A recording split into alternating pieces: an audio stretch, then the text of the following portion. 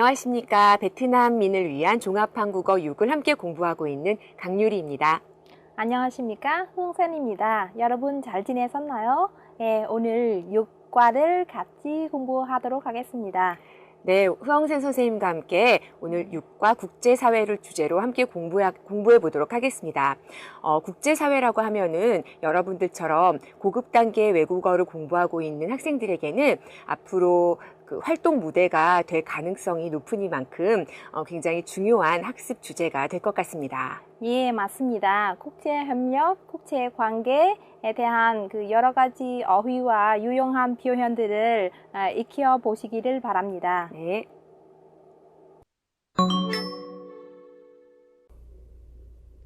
네, 먼저 오늘 주제 관련 어휘를 살펴보겠습니다. 교류와 협력 관련 어휘들부터 보겠는데요.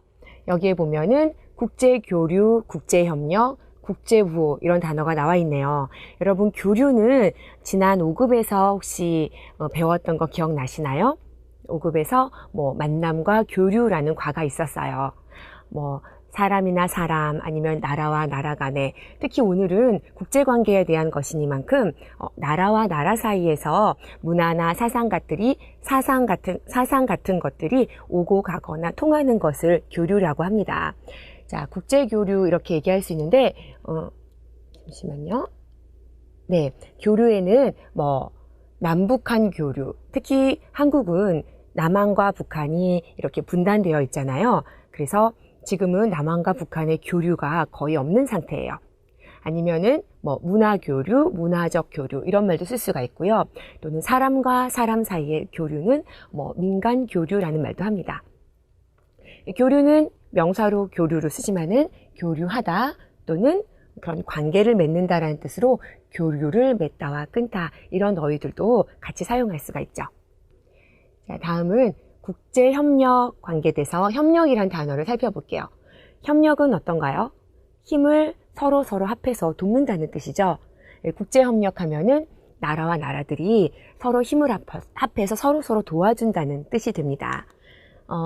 여기서는 국제협력으로 쓰였지만 우리가 노사 하면은 회사에서 노동자들, 일하는 사람과 회사 쪽이 서로 협력한다라는 뜻으로 노사협력이라는 말도 하고요.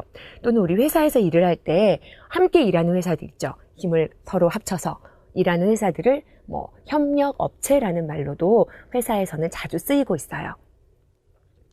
자, 그래서 동사로 마찬가지로 협력하다라는 말도 함께 많이 씁니다. 자, 마지막으로 국제우호라는 말이 있는데요. 여러분, 우호는 사이가 좋다는 말이죠. 그래서 나라와 나라 간에 서로 사이를 좋게 한다는 뜻이에요. 자, 그래서 그런 좋은 관계를 맺는 것을 우호 관계를 맺다라고 하죠. 또는 우호를 좀 더 튼튼하고 단단하게 하다라는 뜻으로 우호를 다지다라는 표현도 굉장히 자주 쓰는 표현이에요. 자, 또는 우호를 꾀하다. 그래서 서로 계획해서 좀 더 친해질 수 있도록 만들다라는 뜻으로 우호를 꾀하다는 뜻도 조금 어려운 말이지만은 연어로 함께 알아두시면 굉장히 도움이 될 겁니다. 자, 그래서 이번에는 동사들을 알아볼 텐데요. 먼저 증진하다라는 동사가 있어요. 증진은 늘리고 지는 앞으로 가게 한다는 뜻이에요. 그래서 예를 들면은 이 약은 기억력 아시죠? 기억력을 증진하는 데에 도움을 준다라고 했어요. 어떤가요? 기억력을 좀 더 좋아지게 하고 많아지게 한다는 뜻이겠죠? 기억력 증진 이렇게도 쓸 수 있고요. 자, 다음에 강화라는 뜻인데 강화는 강하게 한다는 말이죠. 점점점 강하게 한다는 뜻으로 수준 같은 것을 높이다라는 뜻으로도 사용할 수가 있어요. 그래서 국가 경쟁력을 더 세게 만든다, 강화하기 위해서는 과학기술 분야에 대한 문장이 안 나왔네요. 투자를 아끼지 말아야 합니다. 네, 이런 문장도 써줄 수가 있습니다. 자, 마지막으로 촉진하다라는 단어예요. 촉진은 이게 좀 더 빨리 되기 위해서 뒤에서 이렇게 밀어주는 거예요. 빨리 해. 이런 뜻으로 무엇을 촉진하다라는 뜻인데 여기서 보시면 정부는요. 수출을 촉진하기 위해서 수출이 좀 더 잘 되도록 뒤에서 촉진하는 것이죠. 다양한 정책을 내놓았다. 이런 문장을 만들 수 있습니다. 자, 오늘이 증진하다, 강화하다, 촉진하다는 세 단어다 모두 더 크게, 좁게, 높게 이런 뜻이 있잖아요. 그래서 오늘 그 전에 배웠던 단어들, 아까 국제교류 기억나시죠? 또 뭐가 있었어요? 힘을 합하는 거, 나라와 나라 사이에 힘을 합하는 거, 국제협력 기억나시죠? 또 서로 사이가 좋아지는 것, 국제우호라는 말도 있었어요. 이 말들과 함께 잘 쓸 수가 있어요. 그래서 국제교류를 크게, 앞서게, 증진하다, 강화하다, 촉진하다 이 말 쓸 수 있는 것처럼 협력과 우호도 마찬가지로 이런 동사들과 함께 자주 쓰입니다. 그래서 또는 교류, 증진 이렇게 명사만으로도 자주 따로 쓰이기도 하고요. 마찬가지로 협력, 강화 또는 우호, 촉진, 우호, 증진 이런 식으로 명사만으로 해서 연어처럼 자주 쓰입니다. 자, 여기까지 괜찮으시죠? 그러면은 다음 동사들 한번 볼게요. 우리가 협상하다라는 말이 나오네요. 수교 먼저 보겠습니다. 이쪽에 수교하다 볼게요. 수교라는 것은 관계를 맺다라는 뜻이에요. 여기에서 보면은 한국과 베트남이 관계를 맺었어요. 지난 2012년은 베트남과 한국이 수교한 지 20년이 되는 해였다. 그래서 베트남에서도 굉장히 큰 행사가 열렸던 것으로 알고 있어요. 자, 다음은 조약을 맺다라는 단어가 나오네요. 조약을 맺다는 약하면 우리 약속이죠. 그런데 여기에서 이 조약은 나라와 나라 간의 약속으로서 법적인 구속력을 가져요. 그러니까 지키지 않으면 절대로 안 되는 법으로 구속되어지는 약속을 특히 조약이라고 합니다. 이것과 좀 기억해볼게요. 양국은 평화 조약을 맺었다. 조약은 우리가 맺다라는 말로 표현해 줄 수 있고요.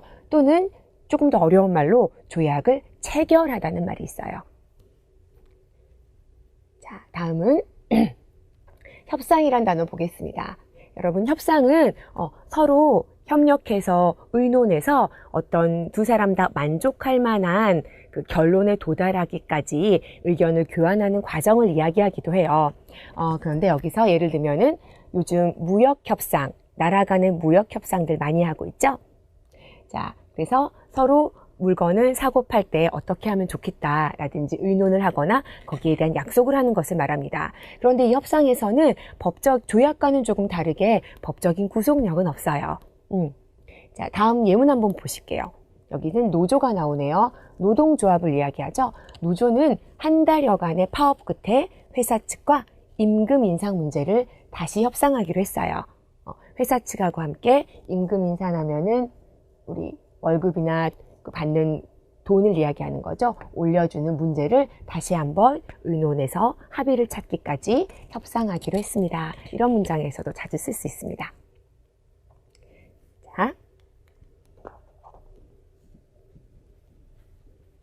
다음 어휘들 보실게요. 이번에는 국가 간 회담 관련 어휘입니다. 여기에서 우리가 볼 단어들은 정상회담이라는 거예요. 여러분, 여기 정상은 어떤 것인가요? 나라에서 정상, 가장 우두머리, 가장 위에 있는 사람 말하는 거예요. 예를 들면은 우리 베트남에서는 주석을 이야기할 수 있고요. 또는 한국에서는 대통령이 나라의 정상이 되겠죠. 정상회담이라는 말이 나오는데 우리가 잠깐 이렇게 살펴볼게요. 정상들끼리 만나서 회의를 하는 것을 정상회담이라고 해요. 그런데 회의와 회담의 차이는 뭘까요? 어떤 문제에 대해서 의논한다는 것은 똑같아요. 하지만 그것의 대표가 되는 사람이 와서 의논한다라는 것은 회담이 되겠어요. 예를 들면은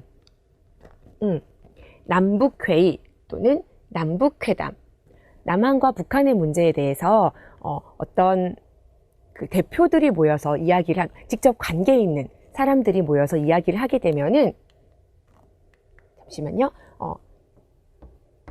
직접 관계된 사람들은 남한과 북한이 올 거 아니에요. 그래서 여기에서는 회의보다는 회담이 더 적절한 말이 되겠어요. 자, 다음 보시겠습니다. 다음은 국제 문제 관련 어휘들이에요.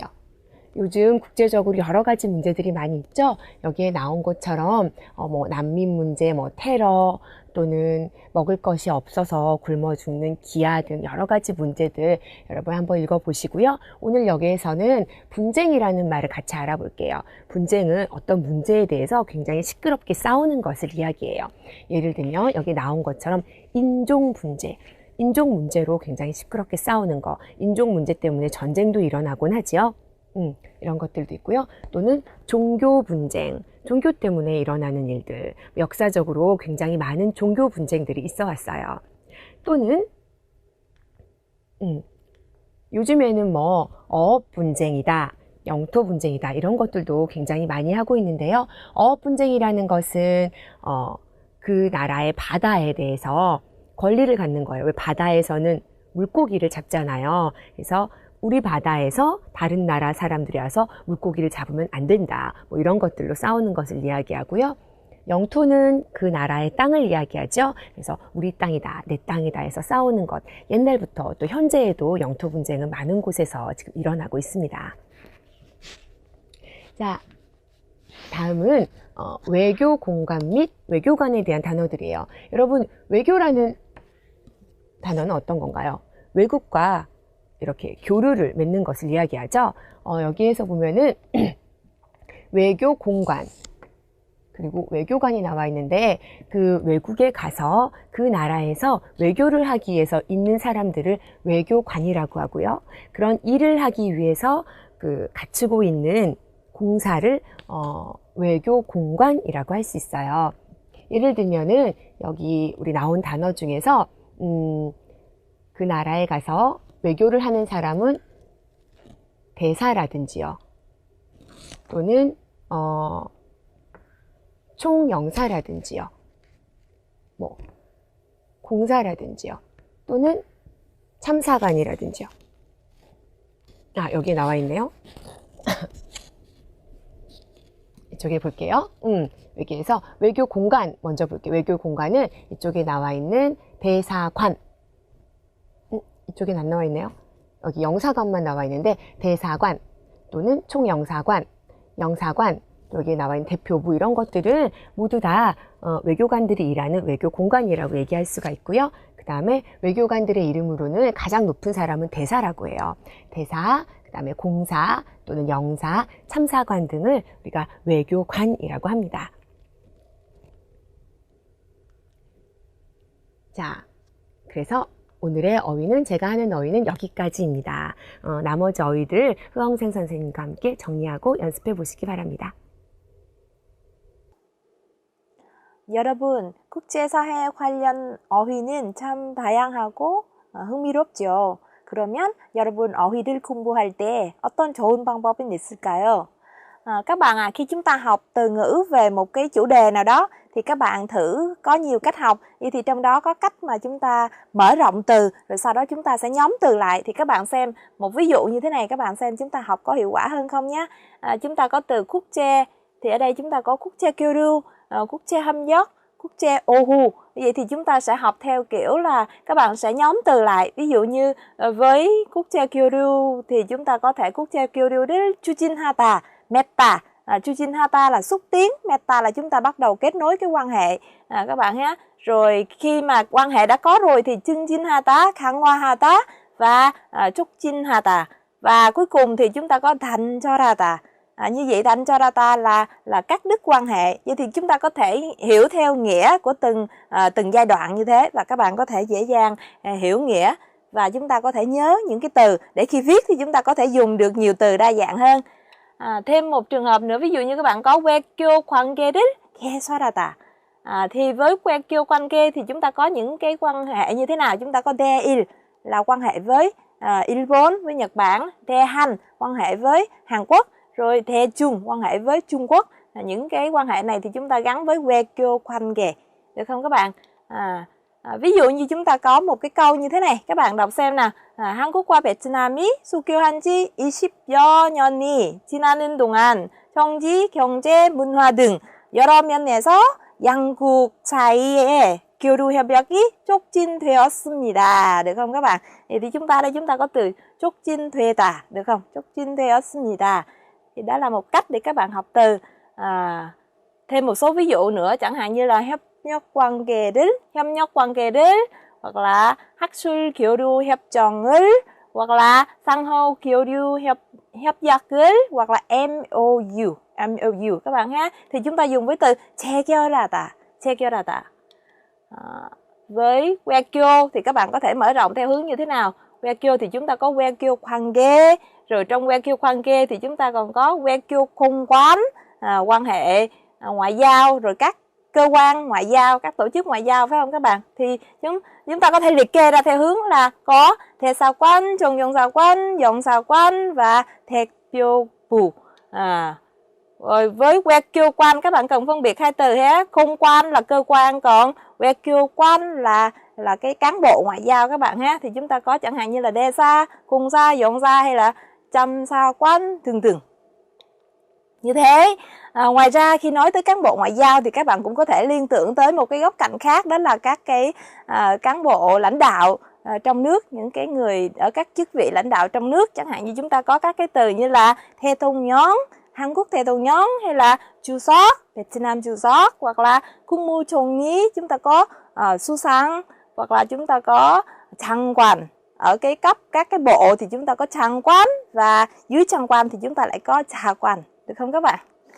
Như vậy thì bằng cách học như thế này thì các bạn sẽ có thể nhớ được từ dài hơn, và đặc biệt trong một chủ đề thì chúng ta sẽ có nhiều cái từ chúng ta có thể mở rộng ra.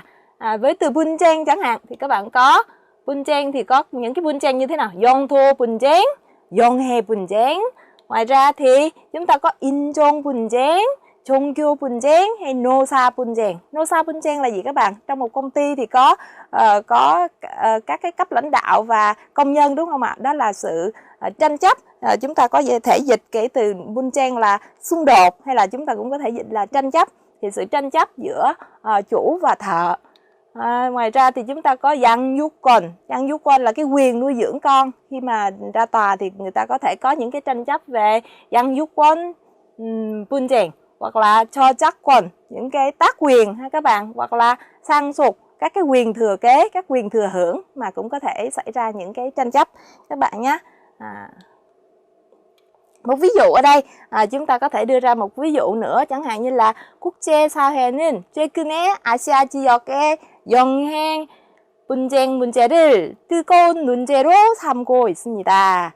Một cái vấn đề là cái tranh chấp lãnh hải ở các cái biển ở vùng châu Á thì đã trở thành một cái vấn đề, trong một cái vấn đề nóng bỏng trong cái xã hội quốc tế ngày nay.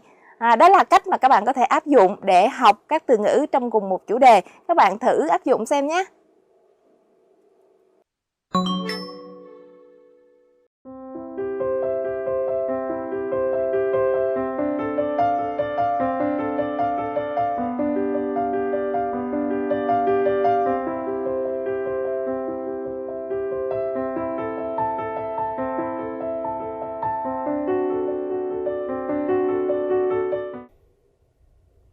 네, 오늘 배울 문법을 한번 살펴보겠습니다. 첫 번째 문법은 더라고요인데요. 제가 지난 주말에 여러분 서울에 있는 동대문 시장이라는 곳에 갔어요. 굉장히 유명한 시장인데요. 저도 오래간만에 갔어요. 그랬더니 와, 사람이 정말 많더라고요. 동대문 시장에 갔는데 사람이 정말 많더라고요. 제가 과거에 했던 것, 그리고 그때 알았던 것을 다른 사람에게 이야기해 줄 때 많이 쓰는 표현이에요. 우리가 말할 때 굉장히 자주 쓰는 표현인데요. 예를 들면은 며칠 전에 길을 가다가 또한 씨 남자친구를 우연히 봤어요. 봤는데 그때 알았어요. 처음 봤거든요. 우와, 멋있다. 그리고 친구한테 가서 이야기합니다.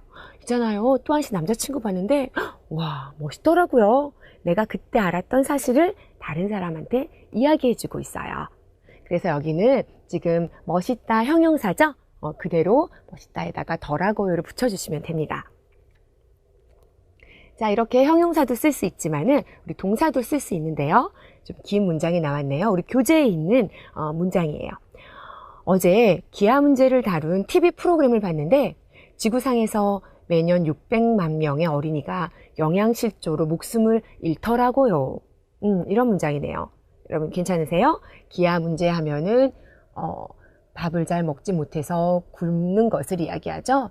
자, 그리고 그 프로그램에서 알게 된 사실이에요. 지구상에서는 매년 600만 명의 어린이가 영양이 부족해서 영양실조로 목숨을 잃는데요. 그래서 그것을 보고 알고 친구한테 이야기할 때 이렇게 말씀해 주시면 됩니다. 목숨을 잃다 해서 빼고 더라고요 붙여주시면 되죠. 계속해서 다음 볼게요. 그런데 우리가 보통 이 더라고요에 여러분 이 더는 과거를 회상하는 거예요. 그래서 과거에 내가 그때 생각했는데 그때 알았어요 해서 굳이 과거의 일이지만은 과거를 써주시지 않아도 되지만 내가 알았던 것이 이미 과거였을 때는 과거를 앞에 써줄 수 있어요. 예를 들면 아침에 일어났어요. 일어나 보니까 비가 왔어요. 내가 알았던 것이 이미 비가 왔어요를 알았어요. 그러면 이 앞에는 비가 과거를 써서 왔더라고요 라고 이렇게 말씀해 주실 수가 있어요. 이해가 가시나요? 자, 우리 주제 관련해서 문장 한번 볼게요. 오늘 아침 신문을 보니 요즘 기후변화 문제가 국제사회에서 가장 큰 쟁점이 되어 있더라고 하네요. 여기에서는 조금 다른 점이 뭐예요? 요가 없죠? 네, 친구한테 이야기할 때는 뒤에 요를 빼고 말씀해 주셔도 괜찮아요. 또는 요도 없지만은 고도 없어도 괜찮아요. 요즘 큰 쟁점이 되어 있더라 까지 할 때는 라에서 올라가 주시면 되고요. 되어 있더라고요. 억양은 이렇게 조금씩 변화가 있어요. 자, 다음 문법 보실게요. 여기서는 정우가 다음 달에 해외 봉사활동 간다고 하더라. 친구한테 말했죠? 자, 그런데 이거는 정우한테 들었어요. 들어서 새롭게 알게 된 이야기를 친구한테 얘기해 주고 있어요. 자, 해외 봉사활동 간다고 해요. 그래서 하더라 해줬는데 이렇게 들은 이야기를 이야기해 줄 때는요. 간단하게 짧게 줄여서 쓸 수도 있어요. 정우가 다음 달에 해외 봉사활동 간다고 하더라. 해외 봉사활동 간다 더라. 그래서 간다 하고 더라 하고 이렇게 줄여서 써줄 수도 있네요. 자, 여러분 더라고요 잘 이해가 되셨나요? 그러면 흐엉센 선생님과 함께 연습해 보세요. Mẫu phần phạm vừa rồi thì các bạn đã được nghe cô Khang giảng rồi. Chúng ta đã học toragoyo. Toragoyo là một cái mẫu văn phạm mà chúng ta gắn vào sau một cái động từ hay một tính từ để nói lên một cái điều gì đó mình mới được biết ra do một cái trải nghiệm trong quá khứ và mình nói lại cho người khác nghe các bạn nhé.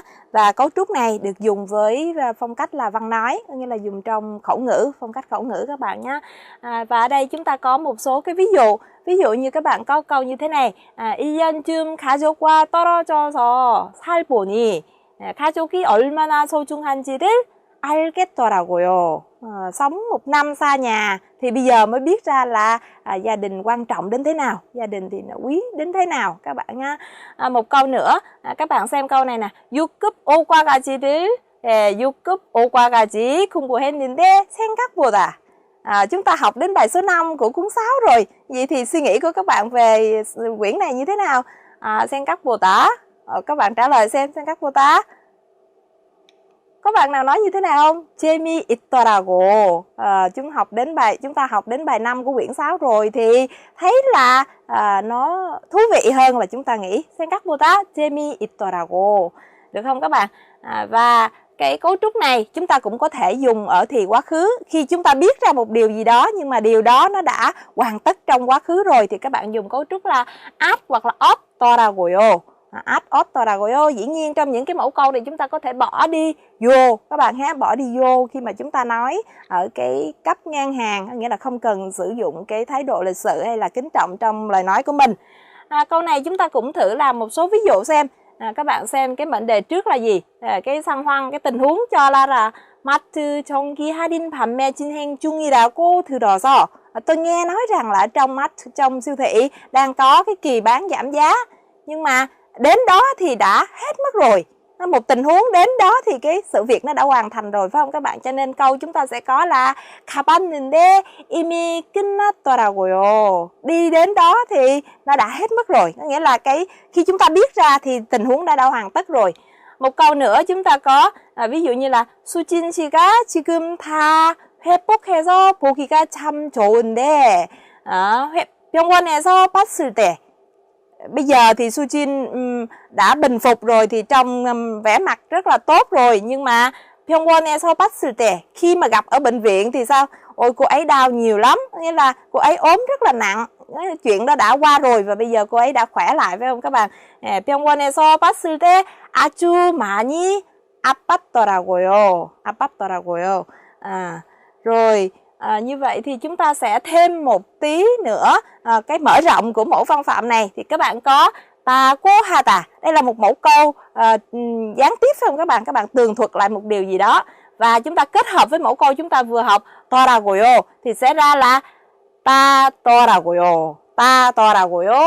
Ví dụ chúng ta có 친구가 방학에 베트남에 가봤는데 아름다운 경치가 많다더라. Được không các bạn? Nghĩa là bạn tôi thì trong kỳ nghỉ hè anh đi Việt Nam và anh ta bảo rằng, chúng ta có cấu trúc tường thuật lại 많다고 합니다 하더라.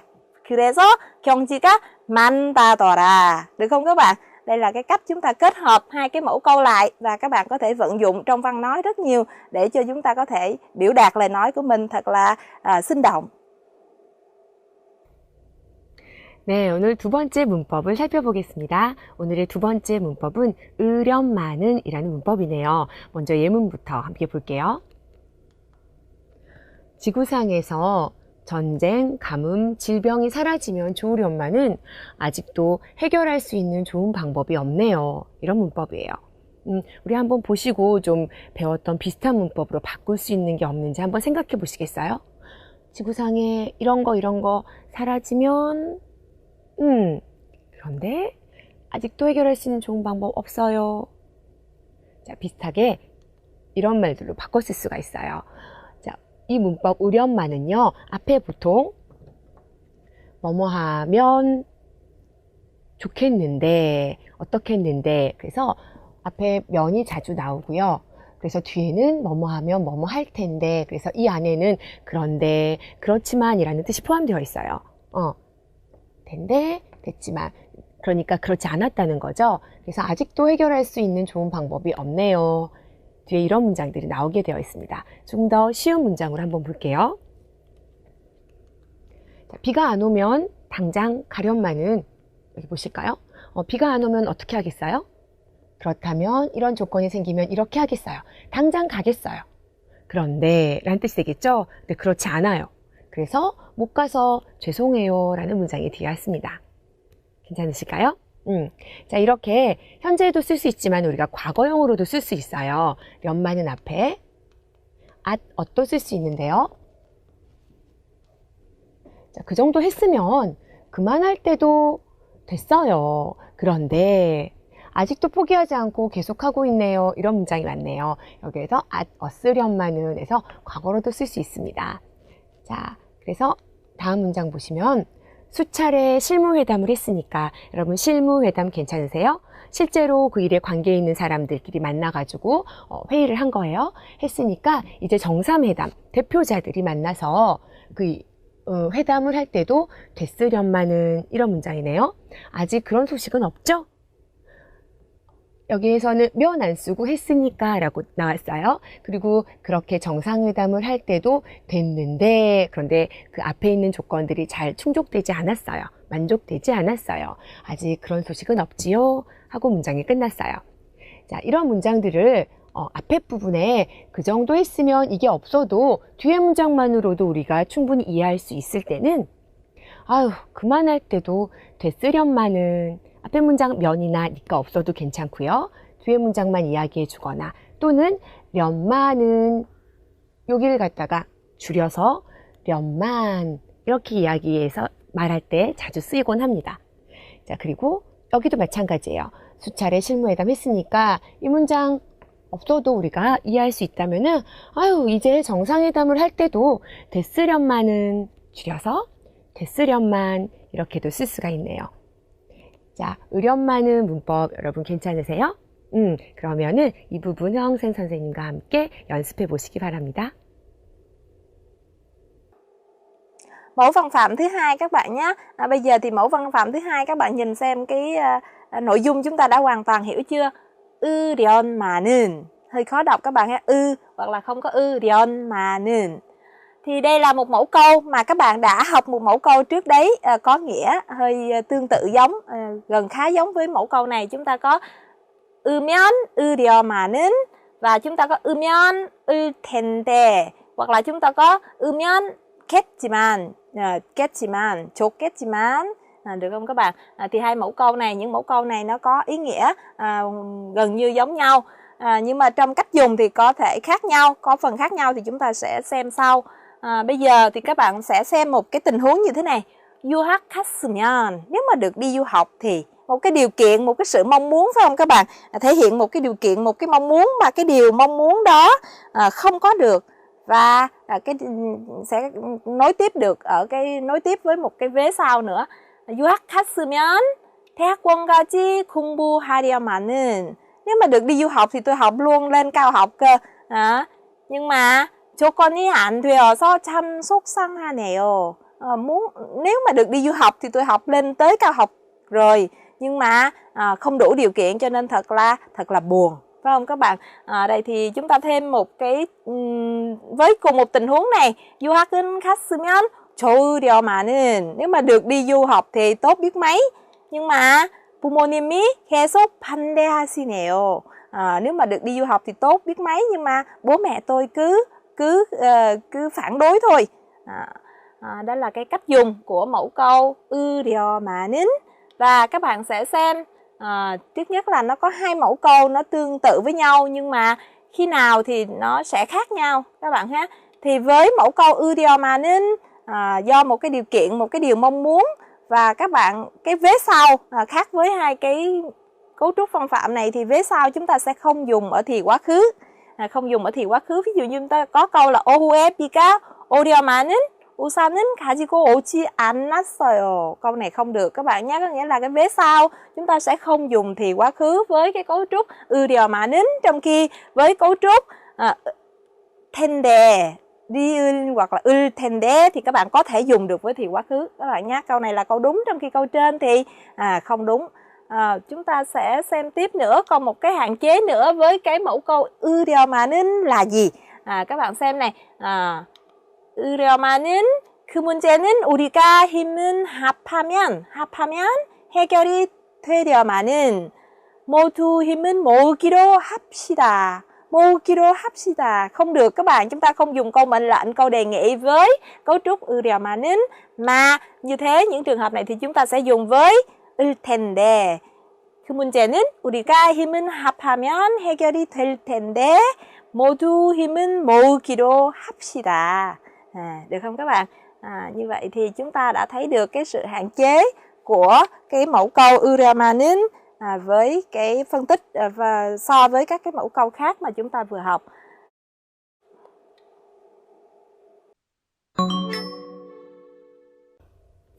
네, 교재 111쪽 말하기입니다. 여기에서는 요즘 우리가 자주 접하는 국제사회 여러 문제에 대해서 친구와 대화를 나누어 보는 말하기를 한번 해볼 텐데요. 먼저 활용 문장부터 함께 같이 보시겠습니다. 자, 지금 이야기할 주제는 인종 분쟁에 대한 거네요.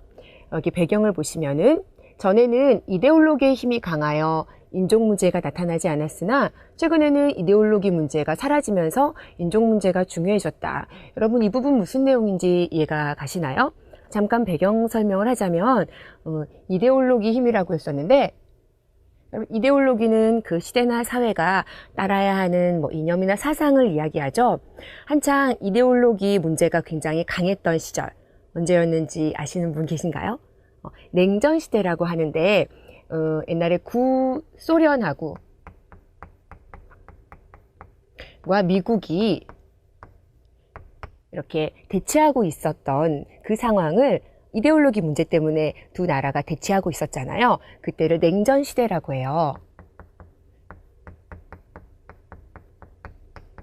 그런데 지금 냉전 시대가 끝났죠? 소련이 붕괴되면서 냉전 시대가 끝났어요. 그때도 물론 여러 가지 문제들은 있었어요. 인종 문제, 종교 문제, 여러 문제들이 있었지만은 겉으로 드러나지 않았던 거죠. 이 큰 문제가 사라지고 나자 이제 여러 가지 문제들, 인종 문제 뿐만 아니라 종교 문제, 영토 문제 등이 여러 가지들이 굉장히 많이 나타나고 있어요. 자, 그런 것들에 대해서 우리 친구들이 이야기해 볼 텐데요. 자, 오늘의 문법 으련마는 하고 덜하고요로 어떻게 이야기하고 있는지 여러분 한번 대화문 들어보시기 바랍니다. 요즘 지구상에 많은 문제가 있지만 오늘 아침 신문을 보니 인종 분쟁이 아주 심각하더라고요. 얼마 전까지는 인종 문제가 그렇게 심각하지 않았던 것 같은데 요즘 그렇게 인종 분쟁이 심각해진 이유가 무엇인가요? 전에는 이데올로기의 힘이 강하여 인종 문제가 많이 생기지 않았어요. 최근에 이데올로기 문제가 사라져서 인종 문제가 많이 나타나는 것 같아요. 서로 상대방의 입장을 최대한 존중하여 대화로 해결하면 좋으련마는 그게 잘 안 되나 보죠? 네, 대화문 잘 들어보셨나요? 우리 한번 함께 보도록 할게요.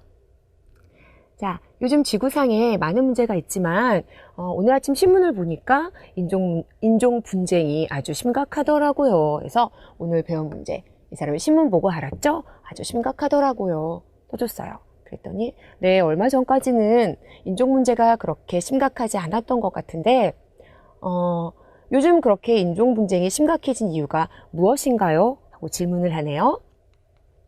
전에는 아까 제가 잠깐 드렸던 말씀, 이데올로기의 힘이 강하여 인종 문제가 많이 생기지 않았어요. 그런데 최근에 이데올로기 문제가 사라져서 냉전 시대가 끝났죠? 그래서 인종 문제가 많이 나타나는 것 같아요. 자, 그다음에 B가 이야기하는 거 이 부분에 있네요. 해결 방안 부분이라고 나와 있는데 서로 상대방의 입장을 최대한 존중하여 대화로 해결하면 좋으련마는 그게 잘 안 되나 보죠.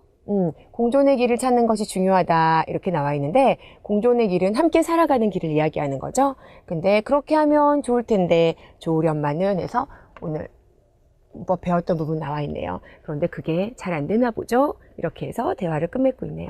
자, 여러분 우리 배웠던 문법 표현 생각하시면서 다시 한번 들어보세요. 요즘 지구상에 많은 문제가 있지만 오늘 아침 신문을 보니 인종 분쟁이 아주 심각하더라고요.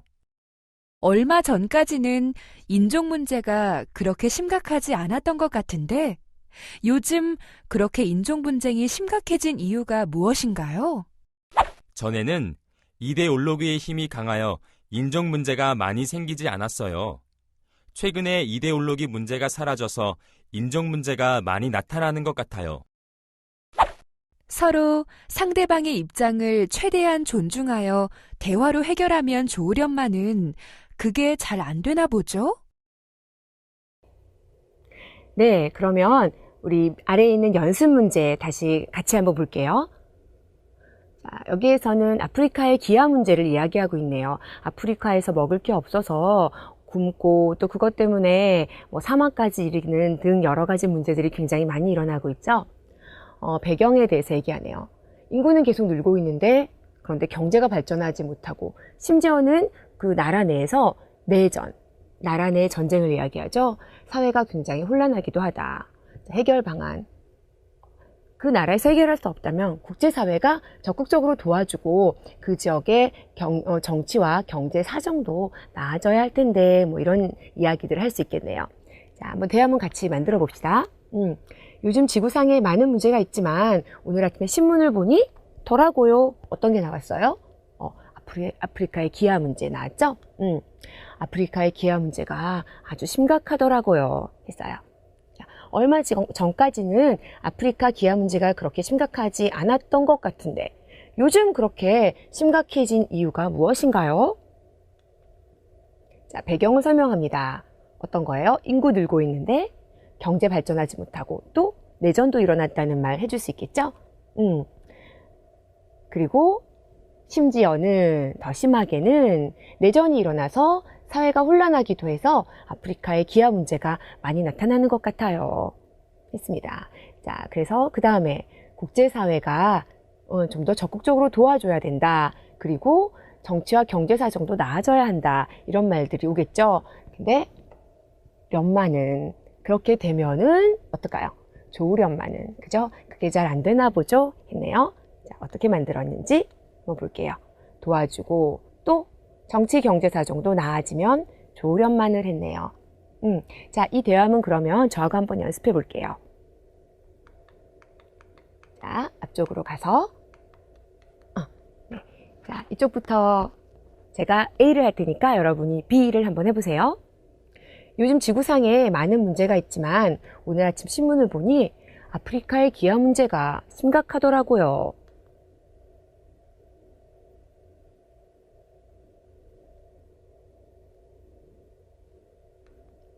네, 아프리카의 인구는 계속 늘고 있는데 경제가 발전하지 못하고 있어요. 심지어는 내전이 일어나서 사회가 혼란해요. 그래서 아프리카의 기아 문제가 많이 나타나는 것 같아요. 여러분,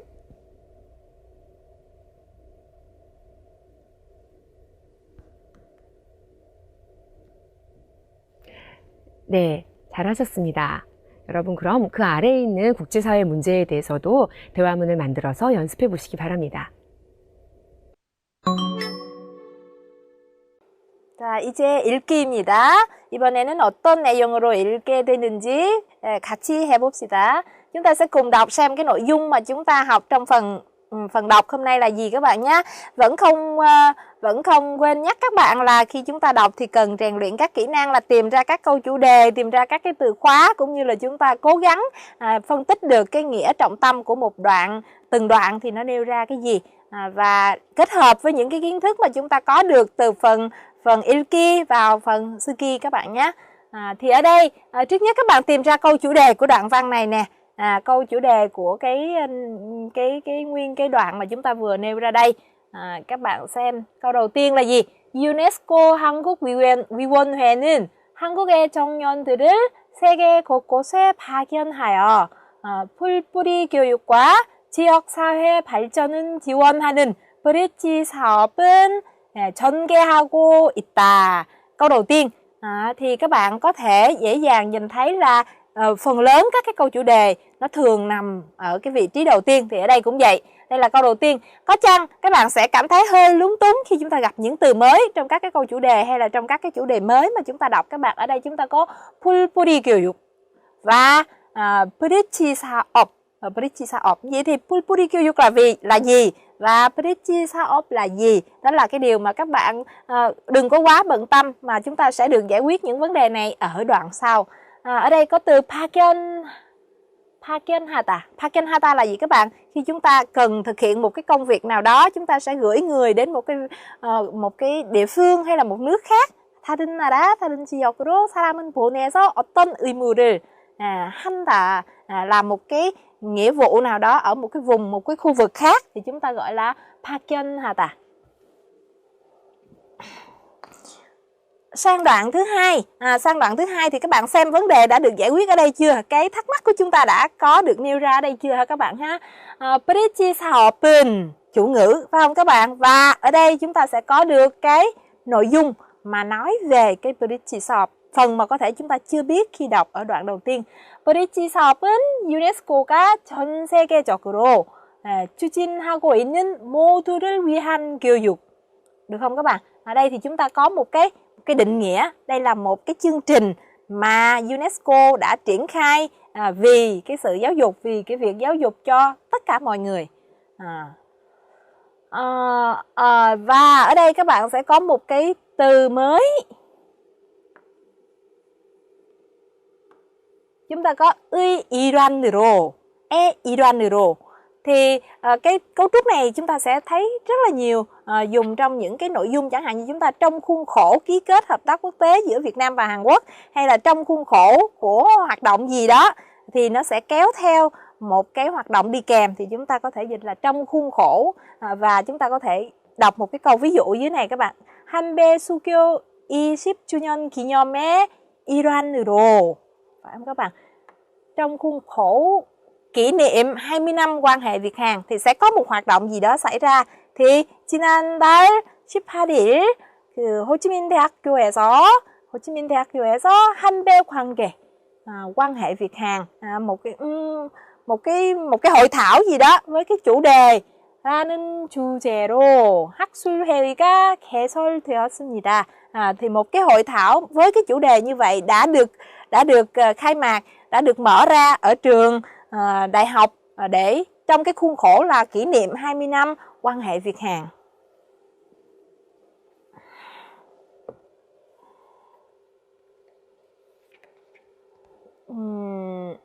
Và chúng ta sẽ đi sang cái đoạn tiếp theo. Thì các bạn thấy là 한국식으로 말하자면, vừa rồi là một cái định nghĩa mà theo cái UNESCO họ đưa ra, cũng như là cái giải thích rằng cái Bridge Saop là gì.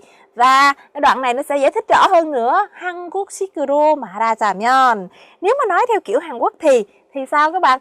공부방 야학은 열자는 얘기입니다. 열자는 얘기입니다. Nếu mà nói theo kiểu Hàn Quốc thì đây là cái cách mà kêu gọi mở cái 야학 và cái 공부방, mở những cái phòng học, những cái câu lạc bộ học tập hay là những cái buổi học đêm các bạn ha. Thì ở đây chúng ta có thêm một cái chữ có thể là các bạn sẽ thấy hơi mới, đó là 정체성. Đó là cái tính gì các bạn? Một cái đặc trưng, một cái điểm đặc biệt gì đó mà để phân biệt cái này với cái khác thì gọi là 정체성. Thì trong câu này chúng ta có gì? 마을의 정체성을 잡고 공동체를 만들자는 것입니다. Nghĩa là đưa ra một cái điểm đặc trưng, một cái điểm gì đó rất là đặc biệt của một cái khu vực, một cái làng, và 공동체를 만들자는 것입니다, và xây dựng nên các cái cộng đồng.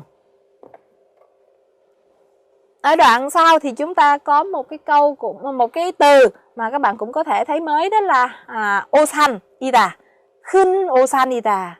오산, chúng ta có một từ gì đó mà các bạn có thể liên tưởng nghĩa được. Chúng ta có chữ 오해 các bạn, một vấn đề gì đó mà các bạn hiểu lầm thì là 오해이다. Còn 오산이다 là một vấn đề gì mà chúng ta tính toán, chúng ta suy tính, chúng ta dự đoán nhầm, sai thì là 오산이다.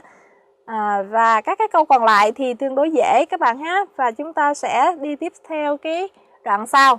Thì khi nói về cái Bridge Saop là gì rồi, đưa ra cái định nghĩa rồi, cũng như là một cách giải thích dễ hiểu hơn theo kiểu Hàn Quốc là gì rồi, thì chúng ta có Bridge 활동가들은, 활동가, những cái nhà hoạt động Bridge Saop, Bridge 활동가들은 마을 구석구석을 다니며 사람들과 이야기하고 함께 웃고 같이 뛰어 놀 것이다. Thì những cái nhà hoạt động này sẽ đi đến từng nơi, từng chỗ trong các cái làng, trong các cái xã mà cùng chơi, cùng đùa, cùng nói chuyện với những người dân ở đó. Thì các bạn đã phần nào hình dung được những cái hoạt động của các cái nhà Bridge 활동가 này rồi. Và ở đây chúng ta gặp lại chữ 도모하다 nữa. 도모하다 là gì các bạn? Có nghĩa là tìm ra một cái phương cách nào đó để đạt được một cái việc gì đó các bạn nhé. Và như vậy thì chúng ta có cái đoạn này, và kết hợp với sách trong sách giáo khoa đấy thì các bạn phải trả lời câu hỏi, hay là các bạn phải điền những cái từ, những cái chỗ trống. Thì ở đây chúng ta sẽ kết hợp làm một cái nội dung ở trong sách của chúng ta đấy. Ở đây các bạn có gì nè? Bridge 사업은 새로운 아프리카를 만들기 위한 새로운 접근이다. Đây là một cái cách tiếp cận mới để làm ra một cái Africa mới. 새로운 아프리카, 새로운 접근. Đây là một cái phương cách, đây là một cái cách tiếp cận để làm ra một cái châu Phi mới, Africa. Và 일반적으로 원조만을 베푸는 방식은 달피한다. 달피하다 là gì các bạn? Nghĩa là thoát khỏi, là tránh khỏi tránh khỏi một cái cách là trước giờ chỉ viện trợ đơn phương về một phía thôi, một nước, một quốc gia nào đó thì viện trợ cho một nước nào đó, viện trợ vốn đầu tư gì thì để tránh khỏi, đây là một cái cách tiếp cận xây dựng nên một cái Africa mới mà tránh đi cái cách mà trước giờ vẫn hay làm là đơn phương tài trợ hay là viện trợ đầu tư cho một cái quốc gia. Vậy thì cái khoảng trống, thì trong khoảng trống này chúng ta sẽ có những nội dung gì có thể vào đây? 원조의 규모를 키우는 것이 중요하다. Các bạn trở lại xem cái nội dung mà nãy chúng ta cần điền vào là gì. Đây là một cái phương cách mới mà để thoát khỏi cái cách mà chúng ta vẫn làm trước giờ là cái viện trợ đơn phương. Vậy thì cái nội dung chúng ta cần điền và sau đó là 이를 통해 현지인의 문제 해결 능력은 키운다. Thông qua cái cách này thì sẽ nuôi dưỡng một cái năng lực, một cái khả năng cho những cái người 현지인, những cái người ở cái khu vực đó, những cái người mà ở cái đất nước, ở đây là gì các bạn? Africa đúng không ạ? Những cái nước mà được tài trợ, được viện trợ đó. Thì thông qua cái cách này thì sẽ nâng cao cái năng lực giải quyết vấn đề của những cái người ở nước đó. Như vậy thì chúng ta liên hệ giữa câu trước với câu sau như thế để tìm ra cái nội dung đúng nhất mà chúng ta điền vào. Câu thứ hai, câu B đó là 도와주는 사람과 도움을 받는 사람이 협력하다. Chúng ta có cái người được giúp và cái người giúp sẽ hợp tác với nhau. Và cuối cùng là 현지인의 태도에 따라 원조를 중단할 필요도 있다. Theo cái thái độ thì theo cái thái độ của người dân ở cái khu vực đó mà có thể 중단하다, có thể dừng lại cái việc tài trợ viện trợ. Vậy thì câu thứ nhất, câu thứ hai, câu thứ ba ABC này thì các bạn xem câu nào cũng nghĩa nó phù hợp nhất. Chúng ta thấy là câu B, phải không các bạn? 도와주는 사람과 도움을 받는 사람이 협력한다 là cái sự kết hợp giữa cái người được nhận tài trợ và cái người tài trợ, để thông qua cái việc đó, thông qua cái việc kết hợp hợp tác giữa hai phía đó mà nâng cao cái năng lực giải quyết vấn đề của người dân ở khu vực đó. Nội dung này chúng ta sẽ thấy là như vậy chúng ta đã xem qua một cái hoạt động mang tính chất quốc tế mà UNESCO tổ chức để nâng cao cái chất lượng giáo dục hay là nâng cao những cái hoạt động cộng đồng trên toàn quốc, và đặc biệt là những cái nước mà đang phát triển, những cái nước còn lạc hậu. Vậy thì chúng ta sẽ nhìn xem chúng ta khẳng định nhiều lần trong bài này, trong cái 국제 사회 này là vấn đề 협력 관계, quan hệ hợp tác các bạn ha, quan hệ hợp tác với nhau. Như thì 협력 관계 có thể được 이루다, có thể được hình thành nên, có thể đạt được bằng những cái quan hệ giữa trong khuôn khổ của các cái 국제기구, những cái cơ quan, những cái tổ chức quốc tế. Nhưng mà ngoài ra quan hệ hợp tác này cũng có thể được xúc tiến theo những cái khía cạnh khác mà chúng ta có thể đưa ra. Đây là 민간 차원에서의 협력, ở trong 민간 차원, nghĩa là giữa các cái tổ chức dân sự, những cái giữa các dân tộc với nhau. 민간 차원에서 và 국가 간 협력, giữa nước này với nước kia, có nghĩa là không cần cái sự chủ trì của các cái tổ chức quốc tế thì chúng ta vẫn có thể hợp tác giữa một nước này với một nước khác, hay là thậm chí 개인 차원에서의 협력 là những cái 협력 관계 này nó sẽ góp phần vào việc 증진하다 hay là 강화하다, nghĩa là tăng hay là thúc đẩy mạnh những cái 협력 관계 ở trong cái 국제 사회. Được không các bạn? Đó là nội dung phần bài đọc mà chúng ta vừa cùng nói với nhau. Và bây giờ thì các bạn sẽ sang phần viết với cô Căn. Thì các bạn sẽ cố gắng vận dụng những cái kiến thức, những cái nội dung chúng ta có từ bài đọc và thực hiện cái bài viết cho các cái câu viết của các bạn được phong phú và đa dạng hơn các bạn nhé.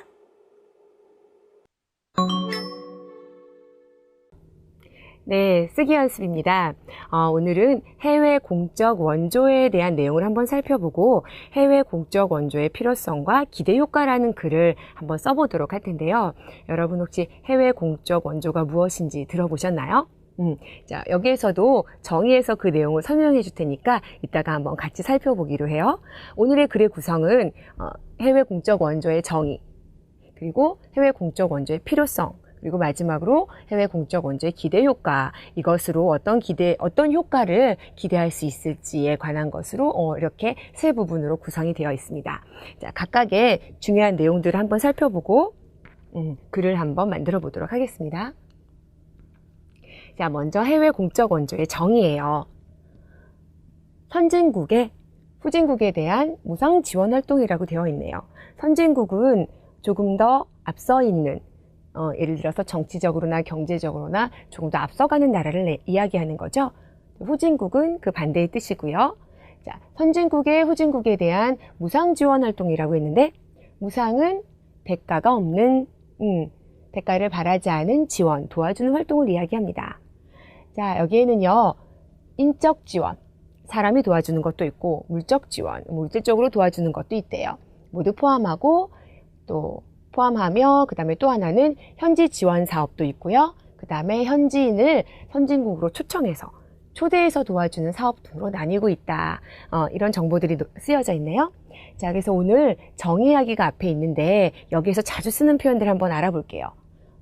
먼저, 무엇이란 무엇이다. 해외 공적 사업이란 이러이러한 사업이다. 간단하게 이렇게 얘기할 수도 있고요.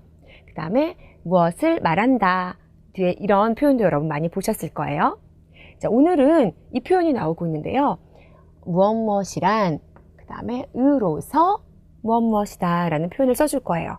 이것은 여러분 앞에서도 자주 봤을 거예요. 앞에 설명하고자 하는 것에 어떤 자격이라든지 신분이라든지 또는 지위라든지 이런 것들을 설명해주는 문법이에요. 그래서 우리 소개할 때나 정의하기 할 때 굉장히 자주 나오는 문형이죠.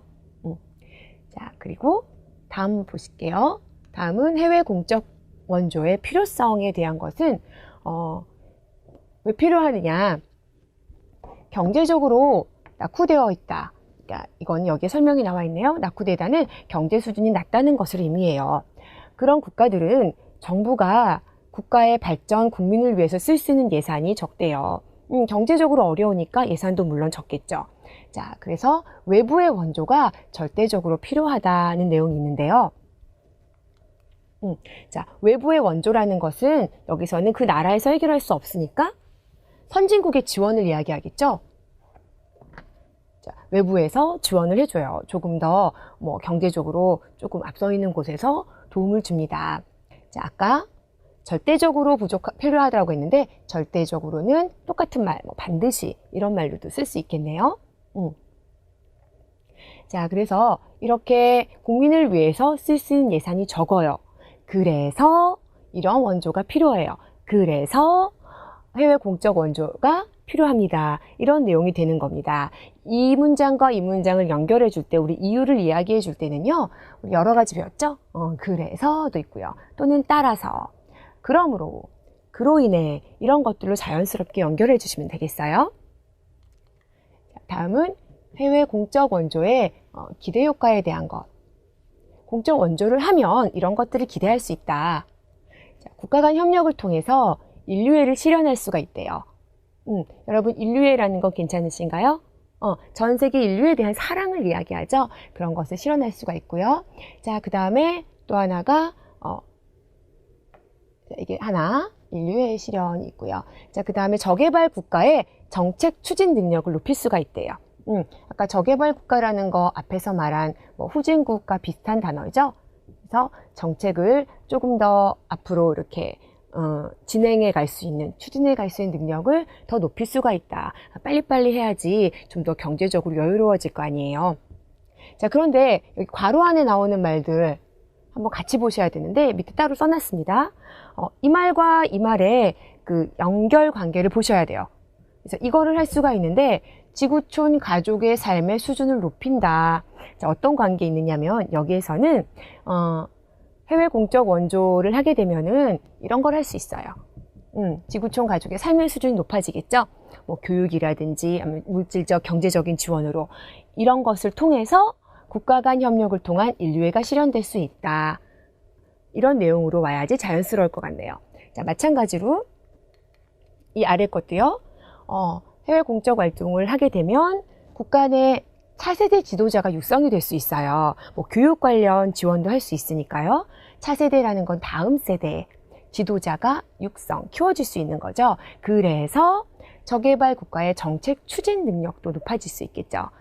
이것이 돼서 이런 것을 통해서 이렇게 될 수 있다. 이런 관계가 되겠습니다. 자, 그러면은 이것으로 만들어진 우리 글을 보면서 글을 한번 살펴볼게요. 자, 앞서 우리가 해외 공적 원조의 정의에 대해서 이야기했죠. 해외 공적 원조란 이렇게 나오네요. 후진국을 대상으로 실시하는 무상 지원 활동이다. 근데 여기서는 이런 부분을 갖다가 아까 제가 얘기했던 으로서로 연결해 줬어요. 지위나 자격, 위치 같은 걸 나타내 준다고 했죠. 으로서, 그 다음에 이런 활동을 모두 포함한다. 또 이것은 앞에, 이것은 현재에서 이루어지는 것도 있고 초청하는 사업도 있다. 그래가지고 여기까지 해외 공적 원조에 대한 정의, 그러니까 첫 부분 이렇게 써줬네요. 자, 두 번째는 우리 필요성에 대해서 얘기했죠. 원조에 도와준 대상이 되는 국가는요, 경제 수준이 낮아서 여유가 없다고 했죠. 그래서 외부에서의 그런 지원이 필요하다라고 했어요. 아까 연결해주는 문장, 따라서로 연결해줬어요. 자, 그리고 절대적으로 필요하다 해가지고 우리 여기에 비슷한 말, 반드시를 다시 바꿔서 넣어줬습니다. 자, 마지막으로 해외 공적 원조 활동을 하면 어떤 효과를 기대할 수 있는지에 대한 글이었죠. 효율적으로 실시된다면 이런 효과를 기대할 수 있는데 후진국 삶의 수준을 높임으로써 인류의 실현의 의미를 가질 것이다 했어요. 이것을 기대할 수 있는데 그 앞에 어떤 것을 통해서 후진국 국민의 삶의 수준을 높여서 이것으로써, 여기는 써예요. 아까 으로서가 있고요, 여러분.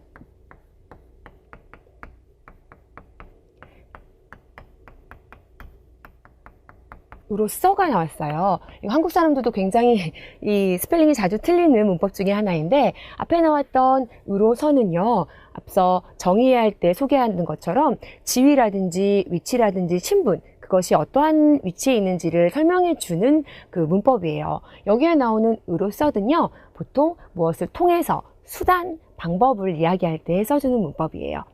두 개 기본적인 거니까 구분 잘 해두시기 바랍니다. 자, 여기에서는 으로써죠. 이것을 통해서 이것을 할 수 있고요. 자, 또 저개발 국가 내 차세대 지도자가 육성됨으로써 이것을 통해서 그 다음에 이런 효과를 기대할 수 있을 것이다 라고 해서 마무리를 해줬습니다. 자, 오늘 쓰기는 여기까지 보시겠습니다, 여러분. 이런 세 가지 구성에 맞춰서 다른 글쓰기에도 도전해 보시기 바랍니다. 한국의 문화탐방, 세종대왕과 훈민정음. 역사 속에는 많은 훌륭한 왕과 여왕이 있습니다. 그 중에서 세종대왕은 대부분의 한국인들이 가장 존경하고 있는 왕입니다. 바로 한글을 창제한 사람이 조선의 4대 왕, 세종대왕이기 때문이죠. 세종대왕은 한글뿐만 아니라 정치, 경제, 외교적인 면에서 조선을 안정시켰으며 음악과 과학에도 많은 업적을 남겼습니다. 세종대왕은 백성을 사랑한 왕이었습니다. 백성들이 그를 몰라서 생활에 불편을 겪고 억울한 일을 많이 겪게 되자 이를 안타깝게 여긴 세종대왕은 백성들을 위해 배우기 쉽고 사용하기 쉬운 문자를 만들었습니다. 그것이 바로 한글입니다. 한글의 원래 이름은 훈민정음으로 훈민정음이란 백성을 가르치는 바른 소리라는 뜻입니다. 그 뜻에 맞게 훈민정음의 창제로 사람들은 자신의 생각을 쉽게 글로 쓰고 읽을 수 있게 되었습니다. 이렇게 한글은 세계적으로 보기 드물게 만든 사람과 만든 시기, 창제 원리가 알려져 있는 문자입니다. 백성을 사랑하고 훌륭한 문자를 만들어낸 세종대왕은 여전히 한국인들의 존경을 받고 있습니다. 잘 배워보셨나요? 6과에서는 국제협력, 국제관계, 그리고 국제기구 여러 가지 다양한 어휘들을 배웠습니다. 또 문법에서는 덜하고요. 그리고 려마는 배웠습니다. 네, 오늘 흐엉생 선생님과 함께 국제사회라는 주제로 같이 공부해 봤는데요. 여러분들처럼 고급 한국어를 배우는 학생들이 앞으로 한국과 베트남과의 관계에서 우호 증진, 또 협력 강화를 위해서 할 수 있는 일들이 굉장히 많으리라 생각됩니다. 네, 앞으로 국제사회에서 여러분의 활약이 기대가 됩니다. 네, 그럼 저희가 다음 시간에 뵙겠습니다. 안녕히 계세요.